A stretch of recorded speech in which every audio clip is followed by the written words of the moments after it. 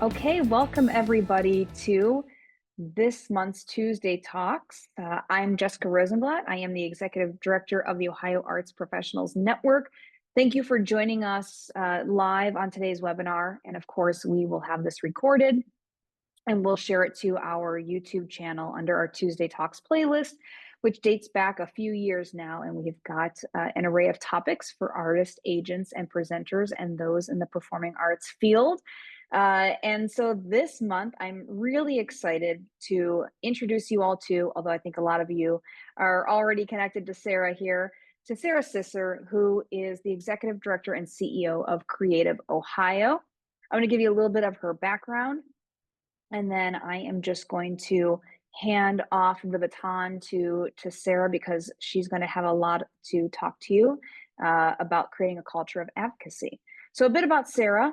Sarah brings 15 years of experience as a nonprofit administrator, community planner, and advocate for funding of the arts and cultural institutions at the local, state, and federal levels. Prior to leading CreativeOhio, she served as the executive director of an Ohio museum for more than a decade. She is the immediate past president of Ohio Humanities, a member of the Creative States Coalition, and an Ohio State captain for Americans for the Arts. Sarah, without further ado, thank you again for joining us, and take it away. Great. Thank you so much, Jessica. Thank you to all of you for spending your lunch hour with me. And I appreciate that this is a smaller group, and hopefully we can have just some dialogue and conversation. And I would encourage you to interrupt me if you have a question that comes to mind. Again, keeping this informal. I'll tell you a little bit more about myself. Thank you for the introduction, Jessica, and also where this title of creating a culture of advocacy really comes from. I'm going to do my best to share full screen here so you can see my slides.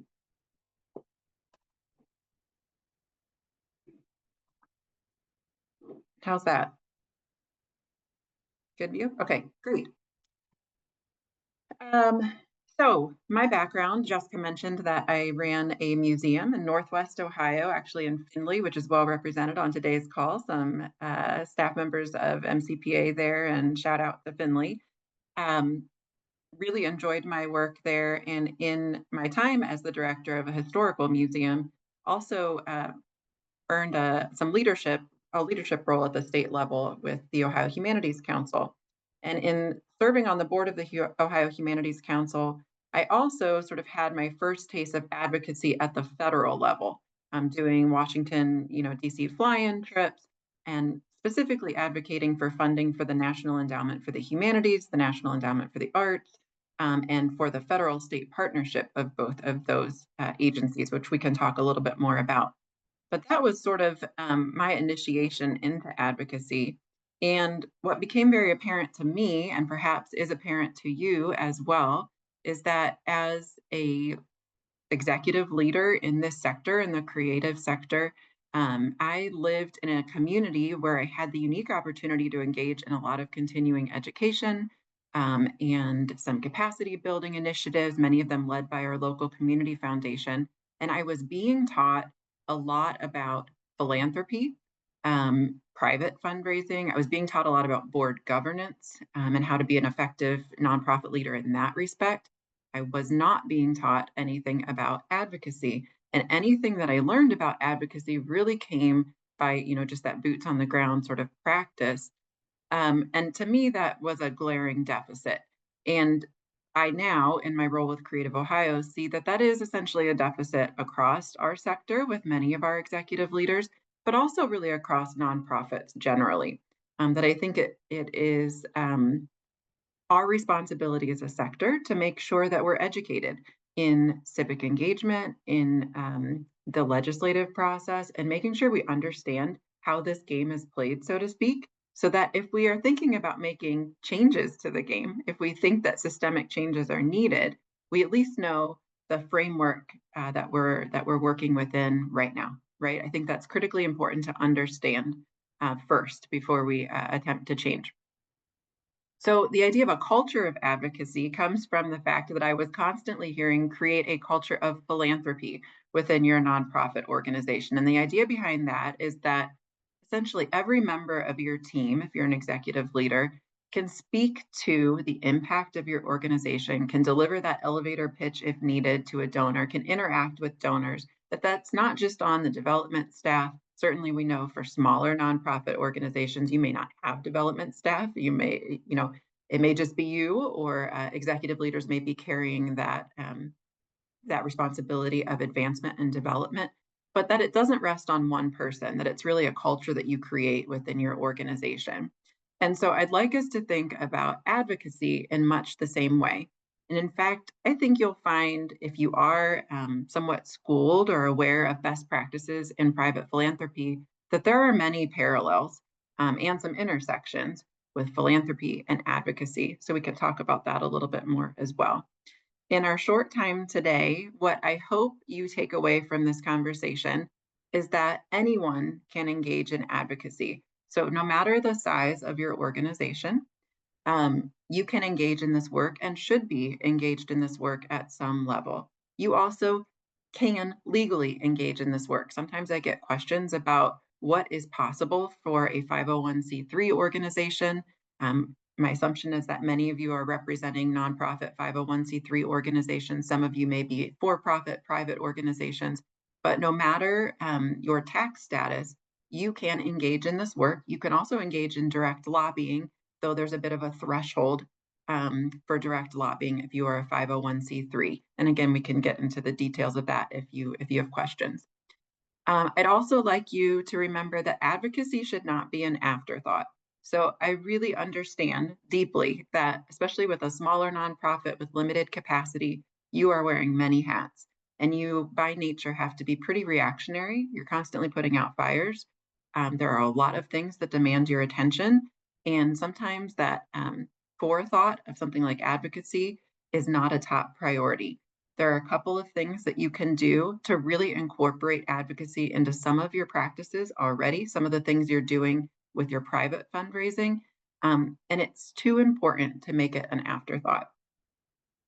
And finally, last point, that we are in a sector that far too often finds itself on the defense, that we have this defensive posture trying to justify our importance as humanities and arts and the creative sector, especially in times of perceived, at least, scarcity, funding scarcity. And this came up in a conversation already once today for me earlier this morning. But sometimes I'll hear, well, how can I reasonably make the case for public funding for arts and humanities when social services are in such need right now? When people are homeless, people are hungry. And we really have to think about the fact that it is not an us versus them. Try to resist the temptation to get caught up in that scarcity mindset, and to think about the intersectionality of the arts and the creative sector with so many other causes that are of deep societal concern. And the fact that we are very lucky that the arts, there's so much robust data on the way in which the arts positively impact the outcomes for so many of those areas of broad societal concern. But we all, as a sector, have to be well-versed, at least on the basic talking points of the case for support for arts and humanities, because, again, we all too often find ourselves on the defensive. So it is the responsibility of all of us within the sector to be able to make the case broadly for the arts. And then just briefly, a little bit more about CreativeOhio. I know we have a couple of members here on the call, but CreativeOhio, as a legacy, we were formed in the 1970s, really in response to the creation of the Ohio Arts Council. So the Ohio Arts Council is our state arts agency. I know many of you receive support from the Arts Council, whether it's operating support or project-specific support. But as our state arts agency, it's a political entity, it's a government entity. And so it cannot, or it should not, be lobbying on its own behalf. And so we were created as Ohio Citizens for the Arts in the early 1970s as a 501c4 organization, which has a little bit more leeway with direct lobbying than a C3, and can do a few more things in terms of political, I'll say, persuasion. we were created essentially, first and foremost, to lobby and advocate for the Ohio Arts Council in the biennial budget at the state level every other year. We did that very successfully for decades. And then during the pandemic, and I think it was brewing probably before the pandemic, but during the pandemic and immediately after, during recovery efforts, it became obvious that there was need for a more broadly focused arts advocacy organization in this state. And so that's sort of how we emerged from the pandemic under the new umbrella of Creative Ohio. And when I say operating more broadly, I'll give you a few examples of that. Briefly, some of our members throughout the state of Ohio, we have many, the vast majority of the top 40 largest arts organizations in the state, and then many smaller and mid-sized organizations as well, and geographically representative of the full state in our large metro areas and in our more rural communities as well. We work vertically now as Creative Ohio. Of course, we're still focused very much at the state level and in the state budget process when that happens every other year. We've just wrapped up a budget cycle at the end of June.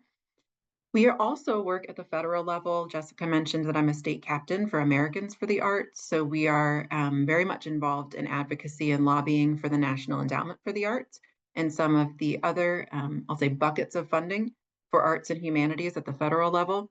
And then occasionally we get involved at the local level when there is opportunity to do so. Sometimes there's a local ballot initiative or a local funding option, which we can also discuss, to support arts. And in those instances, we have started to become involved at the local level as well. We're looking for any opportunity for additional public investment in the arts and humanities or in the creative sector. And we're also looking at policy initiatives. So of course, we all need money.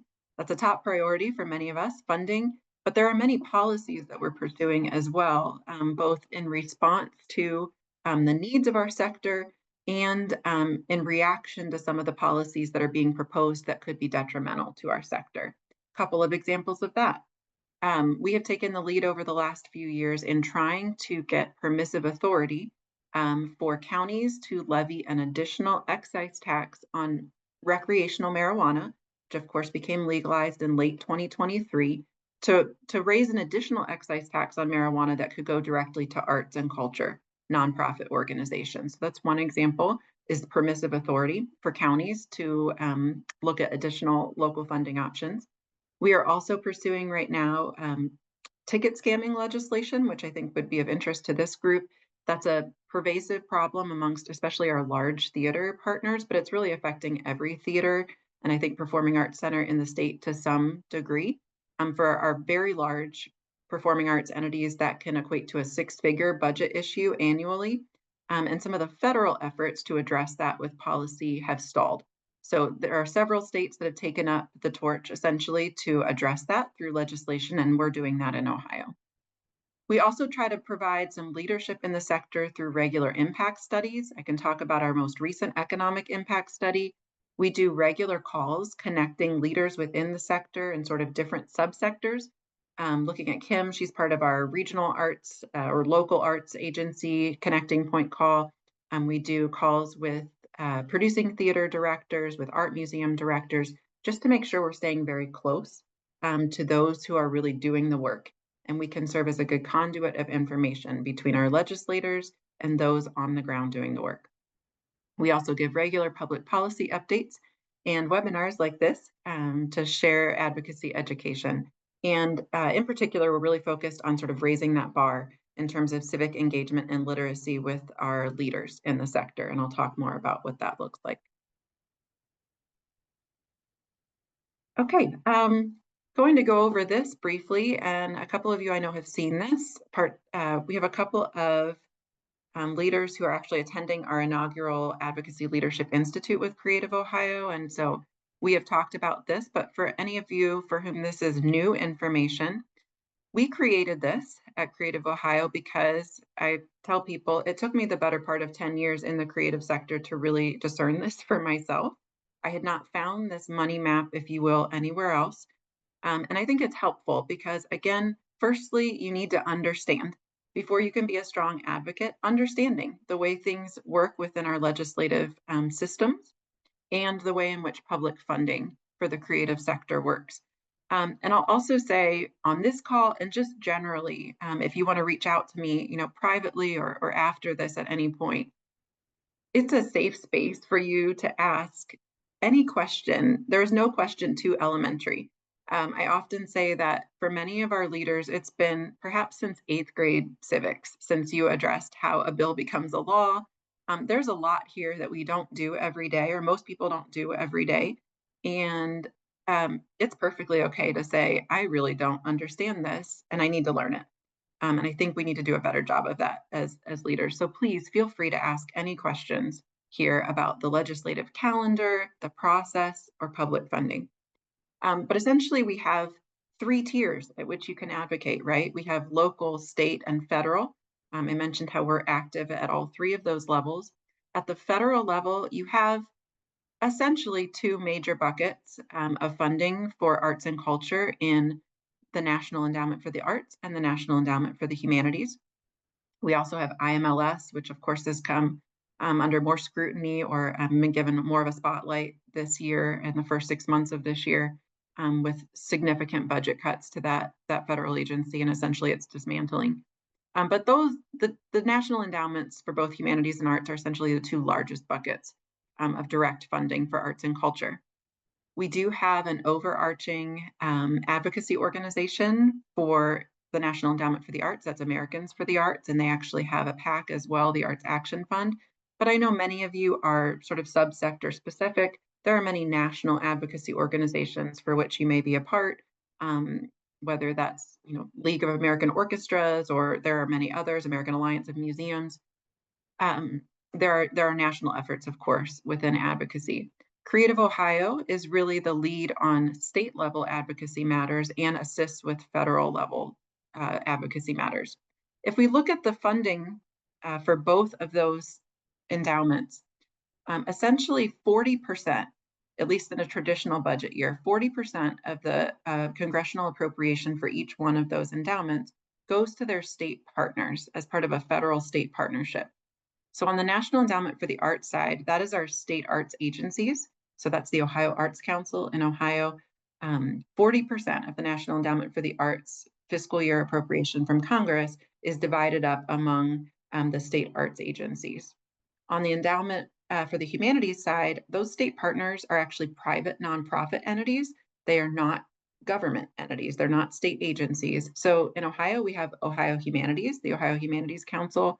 Jessica mentioned I'm the immediate past chair of that body. And so again, 40% of the National Endowment for the Humanities funding is dispersed among those state partners annually. A lot of that is now in flux based on some changes that were made through DOGE cuts in the first 6 months of this administration. And now we're entering into, or are really in, the appropriations phase for FY26, our next fiscal year at the federal level. And again, we're looking at how that arrangement may change, but traditionally that's how it's worked. On the arts side, the Ohio Arts Council also receives a significant part, the vast majority of its support for both operating and re-granting to organizations like yours from the state's budget.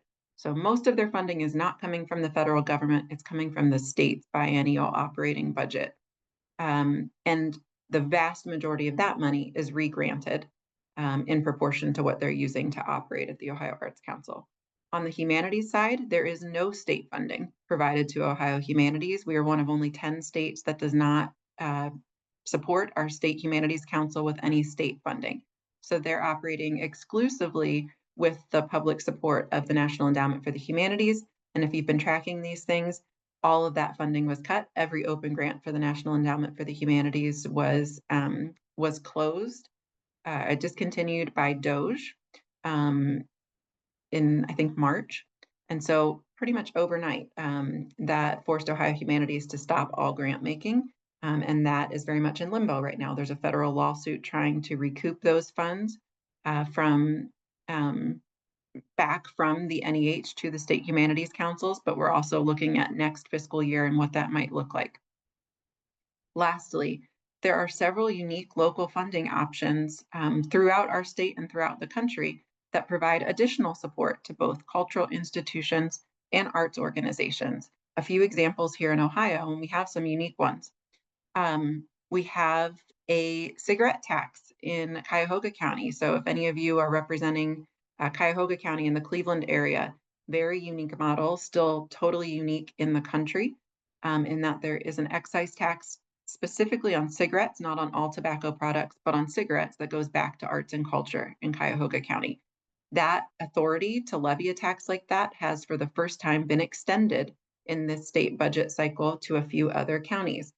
It's only ever been Cuyahoga County that had that ability, but after the state budget was passed at the end of June, we now have Summit County, Hamilton County, and Franklin County with the opportunity to pursue that as a funding model. We have a really successful ticket fee in Franklin County. Actually, it's the city of Columbus, but goes to Franklin County organizations that has generated quite a bit of additional funding for arts and culture. Of course, private philanthropy in Cincinnati, we have ArtsWave, which is the oldest and largest United Arts Fund in the country. So it's essentially a United Way model, but that's all workplace giving and private philanthropy. So there are many different ways in which local communities have looked at additional support for the creative sector. Yeah, I see a hand from Kim. I can't see everybody, but Sarah, really quickly, go back to ArtsWave. You said it was the oldest and largest. How do you describe that organization? so it's a United Arts Fund. So very United similar Arts to the Fund. way in which United Way works. Some of you may have been recipients of United Way funding in the past or are currently. And there are stipulations to being one of those recipient organizations of ArtsWave funding. So just like most United Ways, there's a blackout period for those individual organizations when they can't fundraise during the annual campaign period of ArtsWave. Um, there are some cons, but and I will also say that nationwide that model is failing. A lot of United Ways are also struggling with this, that corporate giving just does not look the same way that it once did.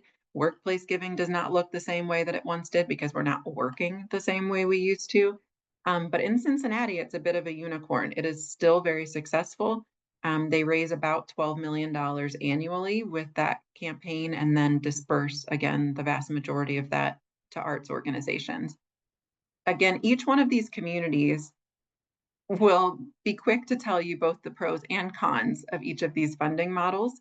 None of them is perfect. The cigarette tax in Cuyahoga County has also presented several concerns and issues in the past. But I will say in most instances, these local funding options have also been revolutionary in infusing new revenue, new funding into the sector. Any other questions? Okay. So just quickly looking at what some of our advocacy priorities are for sort of the current climate and this year at CreativeOhio. Of course, the biennial budget, which I mentioned, wrapped up at the end of June. And again, sort of bringing this back down to a fundamentals level, we have our biennial operating budget in the state of Ohio. And that's where the Ohio Arts Council and state agencies are learning what they're going to be given to operate for 2 years. That takes place in the odd years. And so we've just wrapped that up June 30th of this year. In the even numbered years, those years we're not looking at a biennial operating budget, Ohio has a capital budget.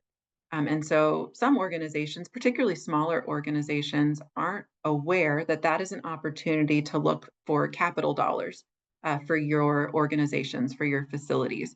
So again, even numbered years, next year, FY26, the state will pass a capital budget, most likely. They are not mandated to do so, but historically have done so, save for a couple of outlying years. And there is traditionally about $150 million on the table in the capital budget that goes to community projects. And that's where many of those arts and cultural organizations or theaters, things of that nature, museums, that's really where they're looking for funding for capital needs.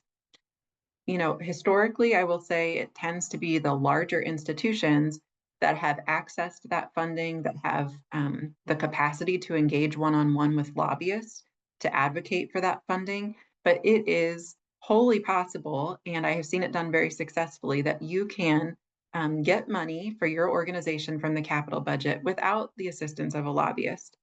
You can do this work. So if that is something you're interested in, you really need to be thinking about it a year in advance. So right now, getting your numbers together of what a capital ask might be, your project details together, talking to your district representation. Again, this is your state representative, your state senator, and perhaps those in the immediate area around you, particularly if you are in, I'll say, a cliche blue bubble. If you're in a metro area with primarily Democrat representation, you may want to look at the representatives immediately surrounding your area that your programming likely touches their constituents too, right? If they are Republicans, and particularly if they're more influential Republicans, depending on their committee assignments, they could be great champions for you. So I wouldn't strictly share your story or your request with those members that are immediately, in your district. Think about the reach of your programming and other constituents that you may reach. But this is the time to start building relationships, telling your story to those representatives and senators, getting your facts in order, your numbers in order for what a capital request might look like.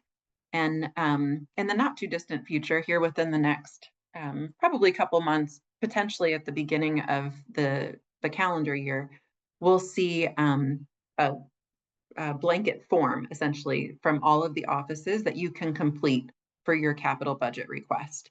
And then again, you'll just kind of continue to hammer that home with your elected officials that this is your request. It's very competitive. Last year, we had a unique opportunity, and that there was additional $600 million on the table, much of which went to arts and culture organizations. I don't know that we'll ever see that again, but depending on how much time we have here today, we can talk about some things that shook out of the state budget that have us thinking that we could see a larger capital budget again this year. So that's on the horizon.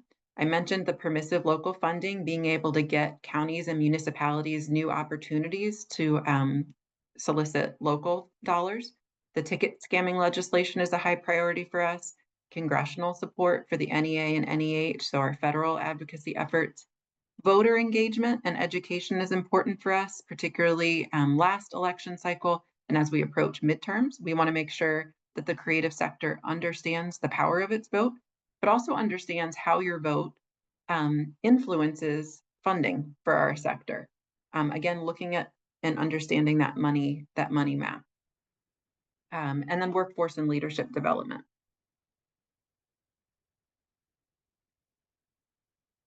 Okay, a few basics that I'd love to go over with you about advocating. Again, my purpose is to make this, to validate all of you in being able to do this work, that you do not need a professional lobbyist, that you do not need to be a political science major to understand and engage in this work. So know the process, understand that money map, understand the legislative calendar. Again, if you want to ask me questions about that, but you can also just do a little Google research, go on our state websites for the House of Representatives and the Senate, look at when they're in session. August traditionally is a month of recess at both the State House and for Congress, on Capitol Hill, but you can get a feel for when they're in session. And in Ohio, not every state is like this, but our General Assembly meets year round. They just have some breaks in there. And they're basically on a 2-year cycle. Every General Assembly is 2 year. Set your priorities. Know what your goals are as an organization. Be clear about those, because articulating with clarity those needs will be important. Inventory your assets. And I mean this in a couple of different ways. Think about the assets you have in terms of people assets on your board, within your network of your organization. Think about your board members, think about your volunteers, think about who you have that could be a great asset for you. And actually, you can engage in a process. You can do this sort of formally by something called power mapping, but you can think about each individual member of your board, or maybe some high profile volunteers, and sort of do that 6 degrees of Kevin Bacon, and think about their connection with elected officials and how you can leverage relationships of your people assets within your organization. Think about your staff too. to your advantage. So inventory your assets there. Also inventory, your assets in terms of your strengths as an organization. Know your numbers. And that can be a challenge too, depending on the capacity of your organization. But even if they're loose, try to get a good understanding of your impact. Know your asset. Add to those stakeholders every opportunity you get. So if you are, even if you're doing it informally, some of that money, that power mapping, finding that you don't have a lot of influence on your board, rethink that. That could then be a priority then in your solicitation of new board members or volunteers. And that's also going to depend on at what level you really want to build some political capital. So are you looking for capital dollars from the state budget? Then we need to be looking at the assets and your connections to state, elected officials. It could be that what you're really looking for is support from county commissioners. Or, perhaps you're looking at, the community is looking at some kind of local legislation, like a ticketing fee, in which case, your city council members are the ones that you really need to build those relationships with. So add to your stakeholders while also thinking about where you need to expand your influence. Again, the next point. Lastly, know before you need. Advocacy, like fundraising, is really about creating genuine relationships with people. You can't get around that as just kind of the fundamental of what all of this is about. So creating a relationship with an elected official, or sometimes even more importantly, their staff, particularly if it's a federal level elected official, if it's a member of Congress, their staff can be just as powerful, if not more so. Get to know those people, make sure they know you, give them information about your wins. If you're in their district, if you're a constituent of theirs, they want to know those things. They want to tout those things as well. Feed them information about yourself. Try to have a few touch points a year, whether that's, a handwritten note, an email, a phone call, and a visit, whether you go to them or they come to, better yet, they come to your institution and see what you're doing. If you can arrange that, get to know them, create a genuine relationship before you actually need them. If you're only showing up, right before the big vote, when we really need their vote to help sway policy or funding, or, when you're asking for money, you're going to be less successful. They need to be aware of you. Know before you need. Some really simple facts here, but again, we can't overstate the simplicity of some of this. When and if you get an in-person visit with a legislator, whether you're going to their office at the State House, or if you're going to a fly-in visit, if you're going to the Hill, or if they're coming to you, or if a staff member is coming to you, don't insult them, obviously. Don't use a form letter in your communication with them. Sometimes I'm sure you all receive those communications from national organizations, sometimes state organizations. We saw that a little bit from AFTA this time, when the most recent sort of attack on NEA funding. Save the NEA, use this, boilerplate communication to send to your legislators. It's unlikely that at Creative Ohio, we would use a tactic like that because we're a bit more strategic in our outreach. So yes, a massive quantity of those kind of communications can be helpful to convey that there is power in numbers, but there's a lot of noise out there that you're trying to drown out, right? They're receiving constant communications like that. And if it's not direct, if it's not personal, if it doesn't have a personal connection, if it doesn't have individual stats in it, they're far less likely to read it, and give it any credibility. So if possible, don't use a form letter. In fact, sometimes handwritten notes, especially a thank you note after the fact, can be really powerful to remind them. Don't confuse them. You're not there to confuse them and make yourself look smarter. You want to make it easy for them. You want to give them all the strong talking points, help them to help you. And lastly, don't write a novel. This is especially pertinent when we're talking about capital budget requests. If you pursue that, if you have pursued that in the past, you'll know that the space in which you want to convey your ask is quite small. This, unlike grant writing, they don't want you to expand on that. Keep it simple, keep it short, keep their attention. On the do's side, of course, be polite and professional. Even when you're meeting with somebody who shares very little of the same values. We all have a different value set. Recognize that. Still be polite and professional. Do be specific in your ask. Again, know what you're asking for. I mentioned a handwritten letter can be very powerful. Be brief and to the point. It's unlikely if you do get a meeting directly with a member, particularly a member of Congress, that you'll have a lot of time with them. So you're going to be needing to be brief, specific, and to the point. And do remind an elected official that you're paying attention to his or her vote, and not in a threatening way, not like we're watching you, but it's particularly nice to do this in a form of gratitude. Thank you so much for the vote that, did this, this, and this. We are so appreciative of your support. We hope that you will, continue to maintain support, and we hope we can still count on your vote in this area. Let them know that that you're watching, that you've taken note of their support in the past. Or if they haven't supported in the past, I know that traditionally you have not supported this measure. We would love to tell you why we think this should be a priority. Okay.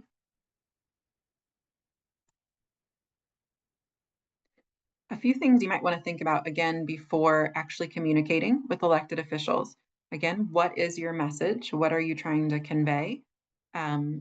Is it a message of general support for arts and culture in the creative sector? Is it a message of we need $1.2 million for this HVAC system in our new theater? Is it a policy change? Is it support for the NEA? What is it? Think about who is receiving the message. So again, I mentioned different value sets, right? We are in, it's probably an understatement, and you all know this, we're in a divisive time, certainly at the federal level, but also, our state is a microcosm of the country, extremely diverse state. And so good probability that you will be speaking to an elected official at some point who shares very few of the same values that you do. Do a little bit of research into this individual before you meet with them and see if you can find some common ground. Oftentimes with the arts, we'll find an elected official's son, was a dedicated member of the school band or really benefited from music education. Or somebody, did have a career in public broadcasting prior to becoming an elected official. Find something that gives you some common ground and helps them to recognize that they too, whether they realize it or not, have been supportive and benefited from the creative sector in the past.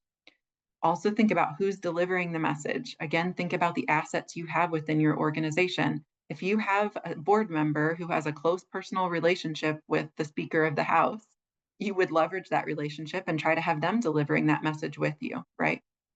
And lastly, sometimes we talk about this being the golden rule of advocacy, but no story without a number and no number without a story. And this comes from Randy Cohen at AFTA. Some of you might know him.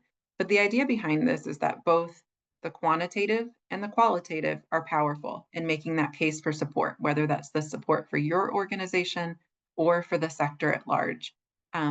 Numbers, very powerful, particularly when they're numbers about job creation, economic impact.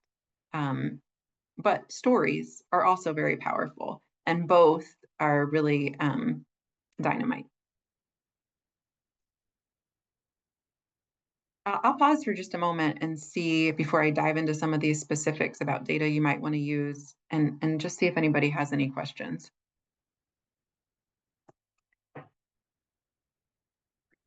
Okay. Sarah, I Oh, dropped this okay. into the chat. But do you have any power mapping tools that you could share? I do. If I can do that after the fact, maybe Jessica, if I'll send you these slides as well as a tool that you can use for that. Yeah, I'm happy to do that. Sorry, I'm just now looking at the chat. Oh, okay. Jessica, did you have a question as well? No, I was going to call out Heather's comment in the chat as well. So great, thank you. Well, I mentioned that CreativeOhio does play a role here in providing some of that data, some of those numbers to help tell the sector's story. There are other great sources of data that I'll share with you here on the next slide, but in a snapshot, these are some of the numbers that we can hang our hat on as the creative sector. We have a tremendous impact in this state. And I would say that our political influence is not right-sized to the amount of impact that we really have in terms of job creation and tax revenue. So keep that in mind, especially, again, the validation piece. If I can validate all of you and feeling confident about lobbying and advocating for the creative sector and public support, know that we are a tremendous force in terms of economic impact in this state. Sarah, do you think that the pandemic in some ways helped to highlight this impact? I personally had never heard or seen numbers like this prior to the pandemic. Yeah, I mean, I do think that was a little bit of a culture shift, Kim, Yeah. that happened quite a bit here in Ohio with Ohio Citizens for the Arts and then nationwide, in that we saw very quickly that in the creative sector, particularly our theaters at that time, were being completely left out of the conversation about, Right. the impacts of the pandemic and closures on small businesses. And so I think reframing the dialogue around arts as business was very helpful in that moment. So yeah, I think that was a bit revolutionary. And then we've just seen it continue to be very helpful with a more conservative legislature that really tends to value job creation, job numbers, and tax revenue above some of the more intrinsic is probably not the best word, but some more of that qualitative. I will also say that some of the stats that we now have as a sector around the arts' positive impact on mental health and community well-being also seem to be pretty powerful with a more conservative legislature, because those are issues of concern across the board.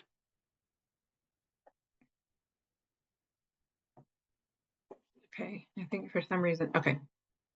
Just gonna glaze over these a little bit because I want to leave some time for questions at the end. And again, I'll send these slides out, but lots of stats nationally that can be provided by Americans for the Arts and some other organizations about, again, economics, but also what we do for communities in terms of community well-being. There's some really innovative studies that have come out in the last couple of years trying to measure the livability of communities and, really, I would say the desirability of communities and in terms of attracting and retaining talent, and the ways in which arts and culture institutions play such a pivotal role in doing that.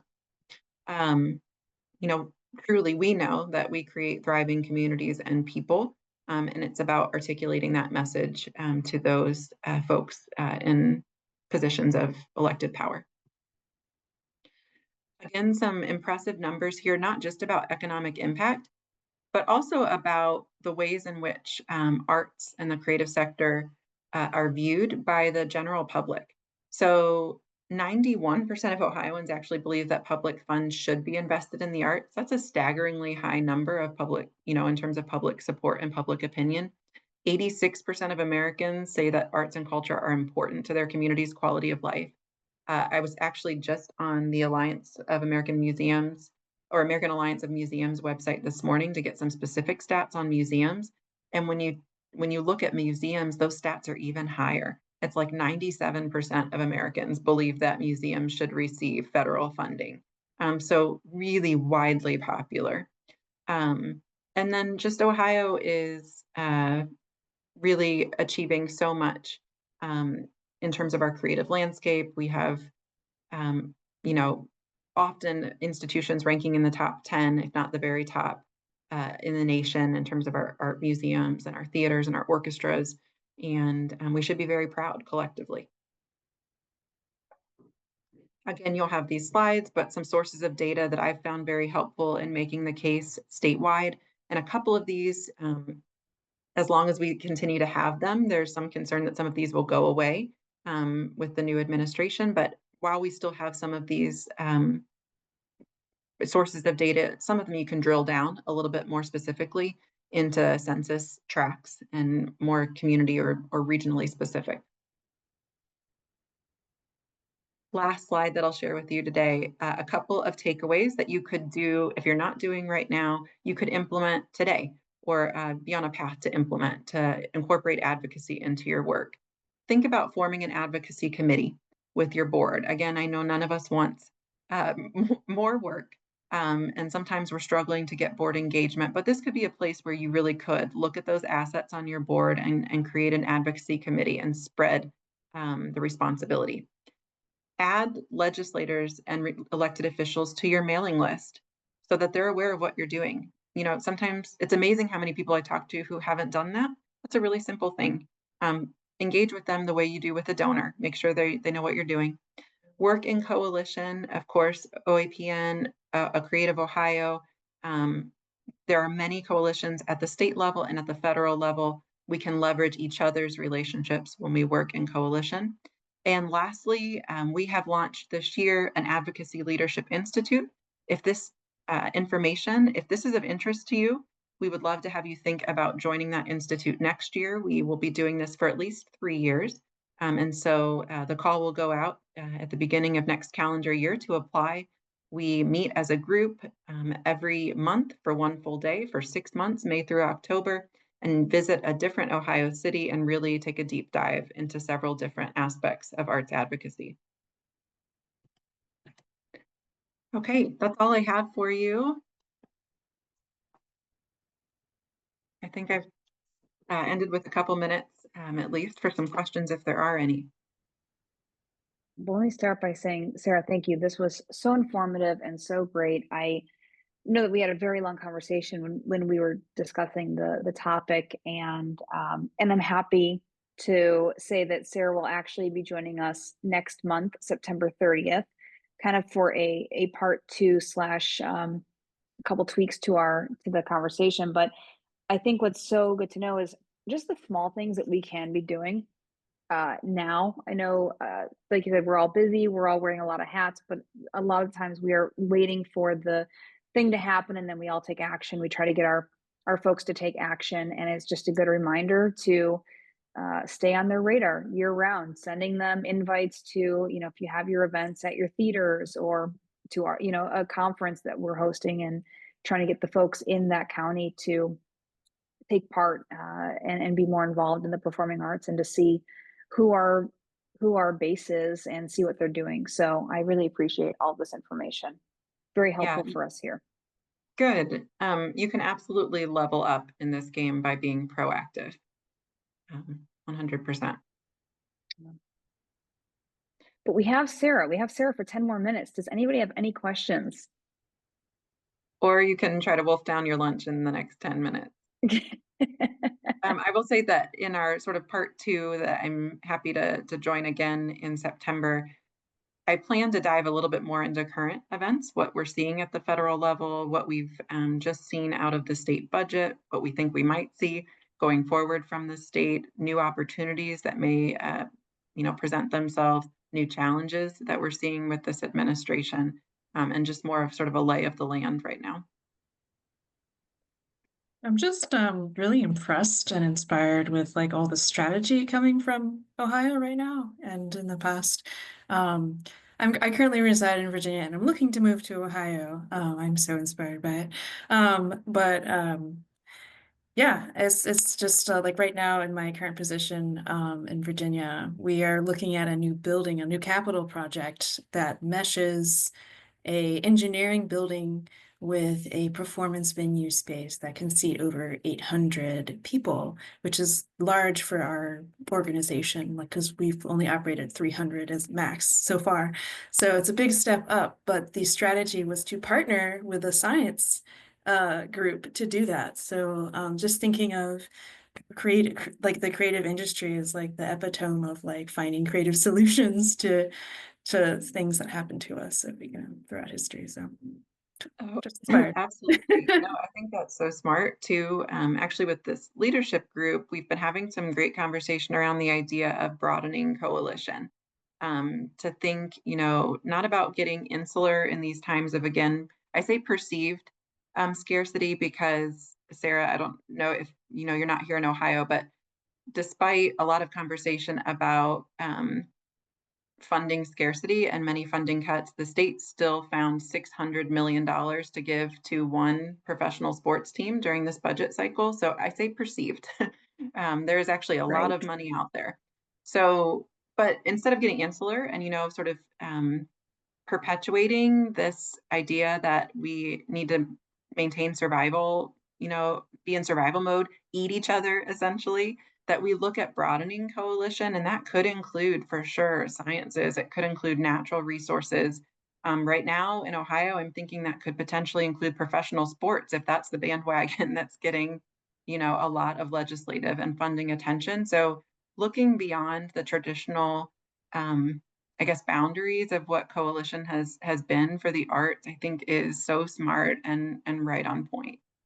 And I'm so glad to hear that Ohio is inspiring to you right now. I think sometimes we get bogged down in the fact that, we just look internally so much and very critical of what's happening in our own state. So happy to hear that. Yeah. And Sarah she's thinking about moving up here to Cleveland, Ohio. So she's looking to connect with folks. So just putting that out there. Oh, and Kathleen, I love this idea of arts and anthropology too. Yeah, I love that because I love the social sciences and the ways in which arts and humanities really impact people and places and vice versa. Well, great. Thank you so much, everybody. Yeah, and Sarah, again, thank you so much for this lovely presentation. We'll see you again on September 30th. We'll get all that information sent out with the invite here by the end of this week. So just keep an eye on our website, oapn.org. We will have a handful of other Tuesday talks, and we might be hosting one final in-person networking event somewhere in the state of Ohio before the end of the year as well. So again, thanks for joining us. We'll see you all very soon. Sarah, thank you.